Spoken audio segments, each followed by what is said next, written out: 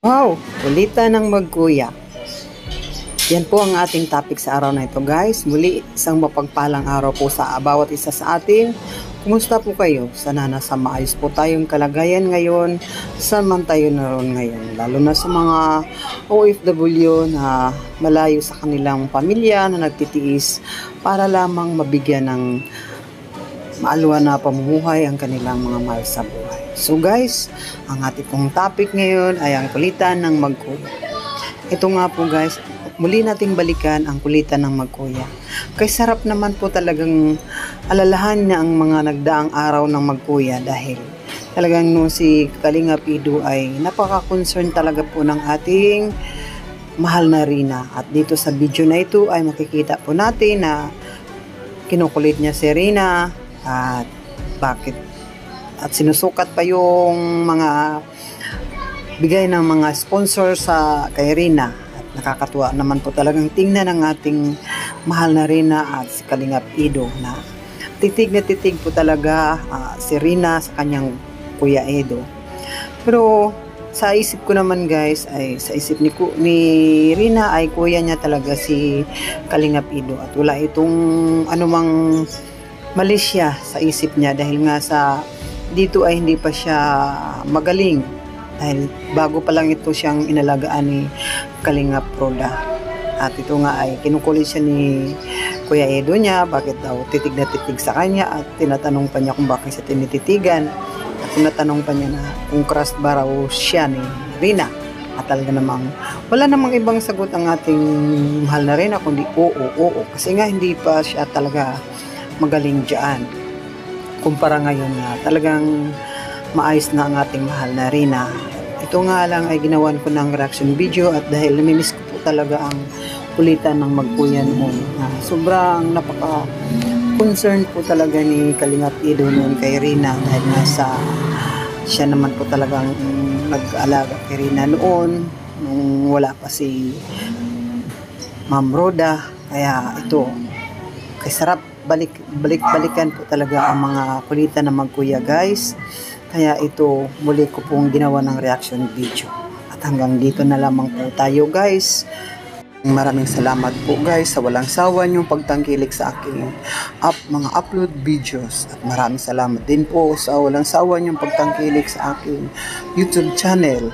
At nagpapasalamat din po ako dahil sa kung ano man ang meron ako ngayon ay dahil din po sa inyo. Kaya maraming salamat din po guys.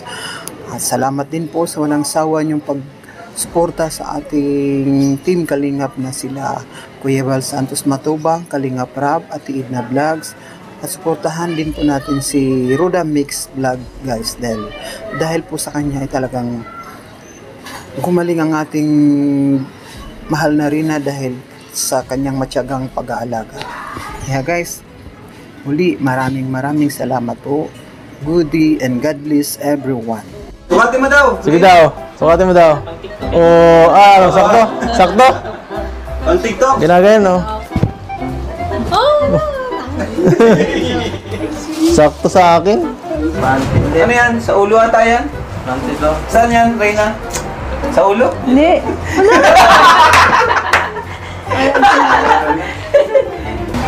Oy, ano yan? Wow! Ano? Gusto ko to. Sa'yo na. Sa'yo na lang ako. Anong gusto mo? Nag-iba bro. Anong gusto mong regalo? Chicken? Diet muna tayo, wag muna iba muna, gulay na lang. Gusto mo ako ang regalo mo? Gusto mo ako dito na lang ako? Oo naman. Ako ang taga-alaga ka.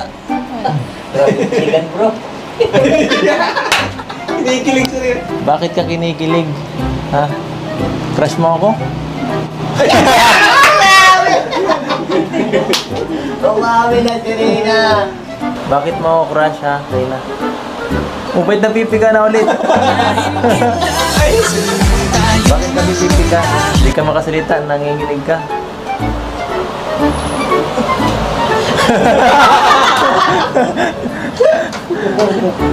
Grabe si Reyna. Mag-i-enjoy tayo bukas. Ha? Maano tayo, masayaw, may palaro. Gusto mo yun? Grabe yung titig mo kay Edo ah. Matutunaw na ako niyan. Baka maubos ang saya mo, wag kang masyado magano. May bukas pa. Pahinga ka ha, para wag kang magpupuyat ngayon, para bukas mas magandang aura mo, para mas maganda ka lalo. Kaya nga, mas maganda siya dito pagka alagang-alaga. Grabe mo ka titig sa Reyna. Gusto mo laging inaalagaan? Gusto mo ako mag-alaga? Ano, magtititigan lang tayo dito? Sana all. Nakapag-ano ka na? Nagsukat ka na ng damit? Paano yan? Wala kang damit. Gusto mo, bili tayo? Gusto mo, anong gusto mo? Gown?